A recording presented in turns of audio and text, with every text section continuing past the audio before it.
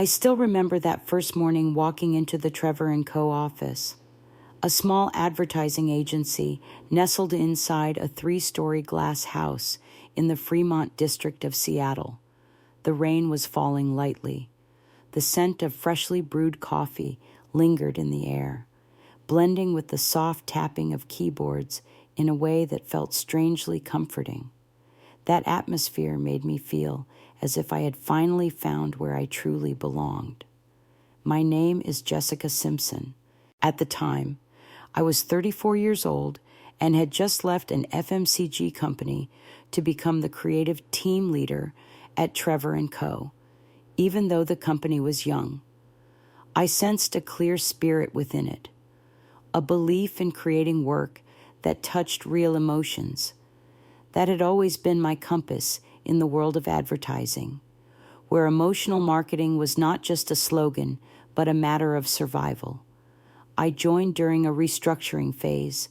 Harold, the founding partner, had just retired, and Trevor RHS was newly appointed to take over. Trevor was young, confident, and constantly talked about emerging trends, Gen Z and digital transformation. But I always sensed that what he lacked was the soul of the industry. Still, I believed that his strategic mindset, paired with my ability to craft stories that touched the heart, could lay the foundation for a new era of campaigns. As work settled into a rhythm, I began building the team from scratch. Thomas was my first hire, a young copywriter with a sensitive nature and strong intuition. Then came Janice, our finance lead, who was quiet but deeply understood workflow. We worked day and night for a major client, a clean water brand called Lumen. Trevor wanted to win that account with a flashy tech-driven video, but I pushed back. I believe that when it comes to clean water, people do not want gimmicks. They want to feel trust. Proposed a concept centered around a father in the Highlands leading his child down the mountain each day to fetch water. Everything would be shot with natural light, using real narration and no special effects. We called that campaign Real Value Comes from Simplicity. During the client pitch, I saw Greg Wilson for the first time. Greg wore a black turtleneck and presented slides filled with graphs and data, but no story. As Trevor's close friend, Greg was introduced as the new brand strategy expert who would be co-creating with me. A chill crept up my spine, but I said nothing, because at that moment, Lumen had already chosen my concept when the video finished playing. The brand director stood up and said this was exactly what they had been waiting for: emotional, authentic, memorable. The campaign was an overwhelming success. Within just 3 weeks, the number of shares surpassed 3 million. Media outlets hailed it as a shining example of sincere advertising in an age full of gimmicks. I received a personal thank you letter from the client's CEO, and our creative team was internally recognized. Trevor began calling me the agency's creative soul, while Greg frequently proposed deeper collaboration on upcoming projects. But then, strange things began happening. Greg stopped showing up to meetings with Trevor and me, yet I still saw him attending major client receptions. Proposals sent to clients no longer came through me, even though my name still appeared at the bottom. One time, Thomas asked why Greg's name was listed on the idea board for a new concept, and I had no answer. The turning point came one Friday afternoon when I received an invitation to speak at an industry conference, only to discover that it was not for me. Greg was the one invited to present the Lumen campaign. Introduced as the lead creative, I gave a dry laugh, thinking it must be a mistake. But when I saw Trevor post a congratulatory message for Greg on the company's social media page, with the caption saying this was the result of a breakthrough strategy, I knew I had been erased from the very thing I built. I went to Trevor's office first thing Monday morning, bringing along all my drafts, notes, emails, and internal calendars to prove my role in the project. Trevor did not deny any of it. He simply said that Greg represented a more fitting image for today's market and that sharing credit was necessary for team harmony. I stood up, my voice trembling, and asked a question that still haunts me today. Are you trying to push me out of the game? Trevor, he gave a faint smile, then turned his face toward the window. Jessica, I think you should start thinking about bigger things. Sometimes, silence is the wisest choice. 3 days later, I was reassigned to a side project with no budget and no clear direction. My name disappeared from all strategic meeting lists. Greg was officially named creative director, replacing me. Trevor called it an organizational adjustment to align with new trends. I was offered an internal consulting role, with no title upgrade and no pay raise. Shortly after, I was removed from a major pitch for a construction client. The reason given was that they needed someone younger to present. That night, I stayed late in my office. The window overlooked a rainy street, and the yellow light cast soft shadows over my desk where an unfinished concept sketch lay. My phone lit up. A message from Thomas. Are you not joining tomorrow's meeting? They replaced you with Greg. I feel so angry. I did not reply. I just laid my head on the desk, holding tightly to the pen Harold had given me on my first day. This is where you create something real. I did not cry. I just felt a weight in my chest like a stone. What had been stolen was not just a job or a title. It was trust. It was the feeling of belonging. It was the dream built from sleepless nights, writing scripts by hand and talking to villagers in the Highlands for 2 months straight. I no longer saw myself in that room. And worse, I no longer knew who I was without this job. That was the first time I truly fell. No one pushed me, but the ground beneath me had been gone for a while, and I had not even noticed. There were mornings when I would sit for a long time in front of the mirror, holding a cup of coffee that had already gone cold, staring at my reflection as if trying to locate the familiar contours of a woman who used to walk into every meeting with a steady gaze and unshakable confidence. But in the days that followed that fall, I could no longer recognize that woman. Ideas that once flowed effortlessly now felt distant, unreachable. It was as if the life force inside me had been drained, leaving only a quiet shell that showed up in meetings where no one asked for my opinion anymore. One time, I gently suggested an alternative creative direction for a new campaign.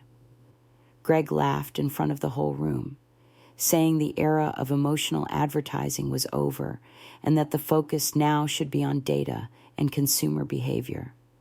The room fell silent. Trevor nodded and smiled. In that moment, I realized I no longer had a voice. The only thing that stopped me from collapsing completely was the quiet presence of Thomas. He still sent me unfinished copy drafts, still asked for my thoughts as if I were still in charge, still left a cup of hot coffee on my desk every morning, one day, as I was editing an old script just to pass the time. Thomas placed a sheet of paper on my desk without a word. It was a scanned internal document listing the campaign real value under Greg's name with the note breakthrough idea in emotional positioning for rural markets. I was no longer surprised, but something inside me cracked, like the soft sound of a thin sheet of ice breaking after bearing pressure for too long. I folded the document and asked Thomas if he wanted to transfer to another team. He looked at me, hesitated, then shook his head. I am here because I believe in you, not anyone else. That sentence, spoken on a windy afternoon, woke something inside me that had gone quiet.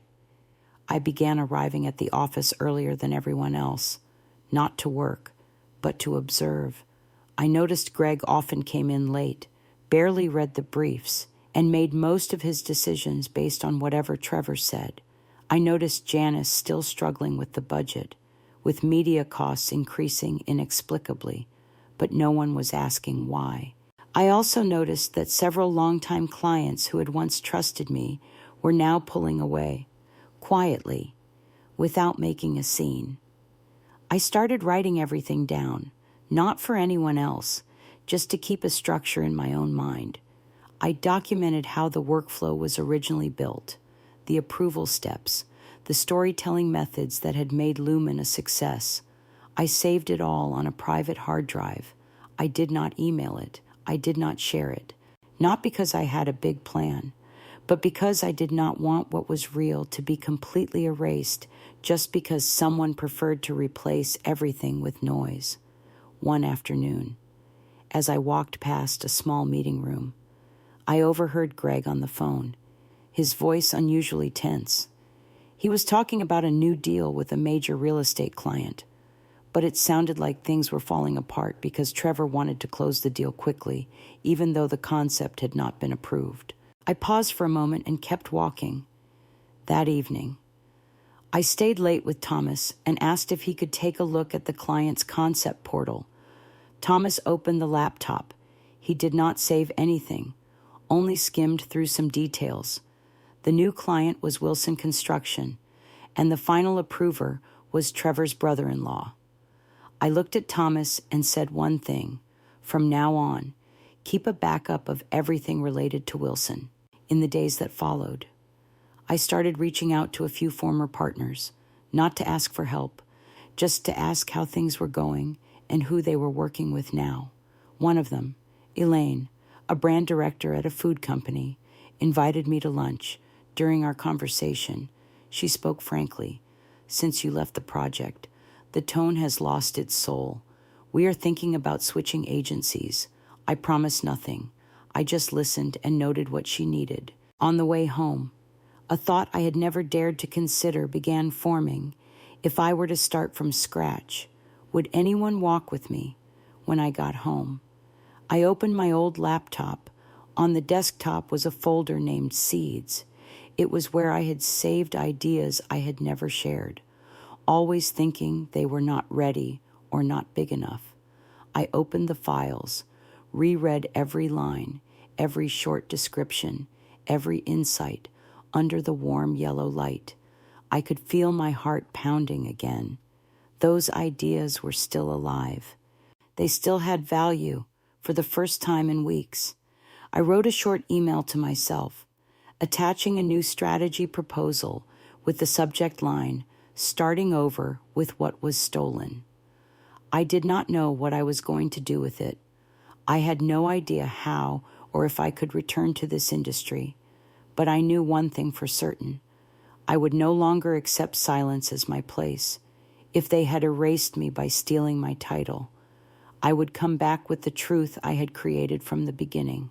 I would not fight for a seat at their table. I would build a new one. I do not know exactly when the turning point began, but perhaps it was on a Wednesday morning when I happened to hear Janice raise her voice in the accounting room. Her tone was not loud, but there was a sharpness in it that made me freeze in the hallway as I passed by. I saw her standing face to face with Diane from Human Resources, holding a stack of invoices, her eyes flashing with a quiet fury I had never seen in her before. Diane looked tense, speaking softly that everything had been approved from the top and that all procedures were within regulations. That evening, I called Janice and invited her for a glass of wine at our usual place. At first, she hesitated, but once we sat down, she did not hold back anymore. They have been inflating media expenses for Wilson, doubling the actual costs and breaking up the contracts to avoid audit trails. I know this is wrong, but I have no authority to stop it. Diane is being pressured. Trevor says it is part of the strategic direction. I asked if she had proof. She quietly pulled out a printed report from her bag, comparing budget approvals against original quotes. I printed it just in case, she said, but I do not know what to do with it. If you want it, keep it." That night, I could not sleep. I thought about the Real Value campaign, about how they had called emotional storytelling outdated. But what is more real than the indignation of someone treated unfairly? Than an accountant forced into legitimizing wrongdoing? I thought of Elaine, who once said she was thinking of changing agencies. And I remembered the notes I kept in the Seeds folder, where I had written once that every great brand begins with an honest story. That same night, I sent Elaine an early proposal. I did not put any agency name on it, just a new format, a direction that combined storytelling and social impact, something that could evolve into a fully integrated campaign. I did not wait for a reply. I only left a short message. If you still want to tell a story built on truth, I am ready to listen. 3 days later, Elaine messaged to meet. The meeting lasted nearly 2 hours. She did not say she would work with me. She only asked if I had a team. I said I was alone, but I had someone walking beside me. I began reconnecting with people who had once believed in me. Not many, but enough to sketch out the start of something. Thomas helped me review the old concepts. Janice provided details on unexplained expenses. Elaine introduced me to a small startup media group looking for a creative lead. I did not accept the offer. I only borrowed a corner of their shared workspace to quietly rebuild what I once had. This time with no name, no brand, no reputation. Then something unexpected happened. One afternoon, Greg appeared on an industry podcast, introduced as an expert in emotional marketing. I listened to the segment where he spoke about how the Lumen campaign was built on inner trust rather than appearances. And I did not know whether to laugh or to feel angry. But only a few days later, the Wilson client's YouTube channel suddenly disabled comments after their latest ad was harshly criticized. Viewers noticed the visuals looked exactly like an old viral Korean clip. Just with a changed setting, an industry blogger broke it down, showing how they had used stock footage and recreated the entire structure to cut costs immediately. People started tagging Trevor and Co. in public posts, accusing them of plagiarism. Trevor said nothing. Greg stayed silent too, but I knew this was only the beginning. A week later, Thomas sent me a draft of the strategic deck Greg was preparing for another major client. This time, a cosmetics brand. The entire presentation was almost word for word a concept Thomas and I had developed back when we were still part of the team. He did not explain much. He only said, "They didn't even change a single line." I felt disappointed, but strangely also relieved. Because what is real always finds its way back. I saved every document, connected each piece into a full report, not for legal action, just to understand clearly how they operated, how they used the label of strategy to steal the labor of others, turning genuine talent into foundations for hollow titles. Not long after, Greg was questioned by the cosmetics client about striking similarities to a campaign run by an international competitor. I heard it from Elaine. The meeting that day was tense. The client demanded full access to the creative process, while Greg failed to explain anything in detail. Trevor had to summon both Janice and Thomas to account for the budget. I was not there, but I could picture the room. The chaos was not caused by external pressure. It came from the very things they once dismissed: real value, proper systems, personal responsibility. When a foundation is built on deceit, no one needs to tear it down. It collapses on its own. The next day, I received a message from Diane. Trevor is auditing the entire Wilson contract. Looks like they have caught on to something. I did not ask anything further. I simply opened my laptop and finalized the proposal I had been preparing for Elaine. This time it had a name, a roadmap, and a clear mission: to create with integrity, with people at the center. I named the team Clarity, nothing grand. Just a reminder to myself that everything I build must be transparent, from intent to impact. The morning I signed the first collaboration contract under the name Clarity, the air in Seattle was strangely cold for mid-March. Light poured through the window of our small workspace, casting soft shadows over the whiteboard that Thomas and I had filled with new ideas the night before. There was no applause, no champagne, no press release. Just an email from Elaine with the subject line, "We chose you because you listen." I read that sentence over and over again, after all the days of being dismissed, pushed aside by the very people who once called me their partner. That single line of honest recognition felt like the quiet return of something long lost. Not a grand comeback, but a steady rise built on what had always been true. The first campaign Clarity produced for Elaine was for a new line of plant-based food. Instead of stiff and polished frames, we told the story through the hands of local farmers growing vegetables, woven together with images of young families preparing meals in small kitchens across the city. Thomas shaped the narrative arc, and I handled the emotional thread. The startup team that had once shared space with us slowly became something more. There were no demands for titles. Everyone believed in one thing only, that a good story is what people remember a brand by. Throughout the process, I did not once think of Trevor or Greg, but the world outside had not forgotten me. One day, I received an email from Janice. The first message after weeks of silence. It was a single line. "They have started an internal investigation. Diane is being pushed out to take the blame." I sat in front of the screen for a long time without replying, not because I felt satisfaction, but because I understood. When power is built on manipulation, someone will always be needed to take the fall once the truth comes out. I asked Thomas if he still had the backups of those irregular contracts. He nodded, but I told him, this time, we would not use them to accuse anyone. I had another idea. We started planning a small sharing session called Rebuilding Trust Through Honest Marketing. Not a grand conference, just a quiet online event hosted by Clarity, inviting small and medium-sized brands to attend. I was the main speaker in my 45-minute talk. I did not mention anyone who had betrayed me. I simply told the story of a creative professional who once believed that emotions were outdated, only to learn that nothing is more timeless than trust. I spoke about the plant-based food campaign, about how sustainable relationships in the workplace create a kind of resilience that no amount of ad spend can buy. The session attracted more than 300 live viewers, including at least 20 brand representatives who had previously worked with Trevor and Co.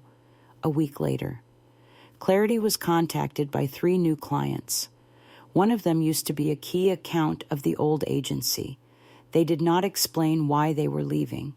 They simply said they were looking for a more sustainable communication approach. I understood. When trust is lost, no one needs to say it out loud. It shows in quiet departures. And sometimes, revenge through success is not about bringing anyone down, but about proving that the very values once dismissed are now the reason people come to you. Still, I did not mistake this new path for an easy victory. Clarity was still just a small team. Our budget was tight. The people with me were not yet seasoned. I continued working late into the night, writing, revising, pitching, as if I had not spent 12 years leading creative departments. But that uncertainty made my purpose clearer than ever. I no longer carried the weight of demanding justice. I only wanted to build something decent for myself and for those who believed in me. Trevor and Co. began to unravel when a major client officially filed a claim for intellectual property theft. The story spread within the industry, not loud like a scandal, but enough to stall contracts. I did not learn of it through the news, but from a former colleague who messaged me. I still feel sorry for the agency we once loved, but maybe you were right. When an organization forgets why it exists in the first place, collapse is only a matter of time. I did not respond at that moment. I was standing in front of our usual cafe, having just signed a new campaign for a public education project. Beside me, Thomas was adjusting the color grading on the first footage, his laptop open on the outdoor table. A cool breeze brushed against my shoulder. I suddenly recalled the first time I had pitched the Lumen campaign. Back then, I believed that if it succeeded, it would be my peak. But standing now in this small space, watching the faces of people slowly placing their faith in a different path, I realized this was not a peak. This was the beginning. I never expected my return to be so quiet. There was no dramatic confrontation, no press conference exposing anyone, not even an email sent with the subject line correction. My silence, in the end, was what unsettled them most. When Clarity was chosen by an international corporation to lead regional strategy for a new product line, I realized I was standing in a different place, not above anyone, but with clearer footing. They chose us not for our reputation, but for our results, for the campaigns that were shared not because they shouted, but because they resonated, for the stories that were simple, yet made people pause and reflect. And because we did not sell metrics, we told the truth. At an industry conference in Portland, I was invited to speak about redefining emotion in post-pandemic advertising. I walked on stage with only 3 slides. The first was an image of a hand holding a crumpled paper cup. The second, the face of a little girl listening to her grandmother tell a story. The last slide showed the Clarity logo with one short question. Do you remember the last time you felt real trust? I did not need to say much more. After that session, Clarity was invited to serve as creative advisor for a coalition of local businesses launching a new series of social communication programs. On the draft partner list, I saw Trevor and Co crossed out, with a note beside it saying partnership suspended due to creative misalignment. I did not need to ask further. From the scattered messages Thomas passed along, I knew Greg had left the company after a closed-door executive meeting. There were rumors he was starting his own studio, but no clients had signed on yet. Trevor disappeared from internal networks. Every post that once associated his name with breakthrough campaigns had been hidden. I felt no satisfaction, no bitterness, only a sense that things were quietly returning to where they belonged. Diane, who had once been forced to take the fall, had moved on to become the head of HR at an educational technology firm. One day, she called and invited me for coffee. Over that meeting, she told me how Trevor had pressured her into approving fraudulent spending, and how she had tried to resign several times, but was threatened with accusations of violating confidentiality. She said what kept her going was not fear, but curiosity, a desire to see how long that facade could last. I looked at her and quietly replied, "Some things, when you stand too close to them, can blind you. Only distance reveals where the real light is." Clarity now had its own office, a small loft overlooking a park. There was no grand opening, no giant sign on the door. We kept our way of working, just like in the beginning, writing out ideas by hand, using Post-it notes on the wall for discussions, setting a timer every afternoon so we would all step away from our screens for tea. Clients came in, sat down at the wooden table, shared their stories, and always left with one question echoed back: who do you think we are in the eyes of others? Many of them had once worked with Trevor and Co., but I never brought up the past. I never mentioned Greg or Trevor. I had no need to. My silence now was no longer resignation. It was a choice grounded in the belief that if you do things right, others will draw the comparison for themselves. One day, Harold, the original founder of Trevor and Co, called me. He simply said, "I heard. You did well." I laughed and asked, "Do you think this is revenge?" He paused before answering, "No, you are just putting things back where they belong." After that call, I sat alone in the office for a long while, thinking about the road behind me. It was never easy to rise again after being erased, after being pushed out and questioned by people who once shook my hand in every meeting. But it turns out not everyone turned against me. Some kept believing quietly, helping quietly, and stepping away when they could no longer stand the pretense. I used to think that success was the best revenge, a way to prove I was better. But now I understand. It is how you help others realize who they lost, eventually. Trevor was stripped of the authority to sign new contracts and was given an early exit for personal reasons. Greg disappeared from the industry after being rejected for a creative advisor position at a fledgling startup collective. Neither of them apologized. Neither admitted fault. But that no longer mattered. I had long stepped out of that shadow.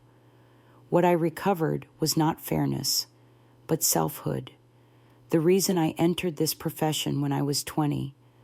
The love for honest storytelling. The appreciation for relationships built on kindness that held firm through storms. One autumn evening, I walked past the old office. The building now bore a different sign.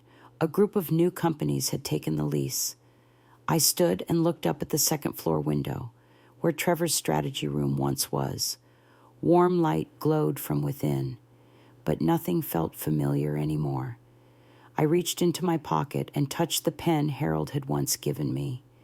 I did not keep it for its material value, but because it reminded me that I had once built from nothing, and from that same nothing, I had created something solid enough to still stand.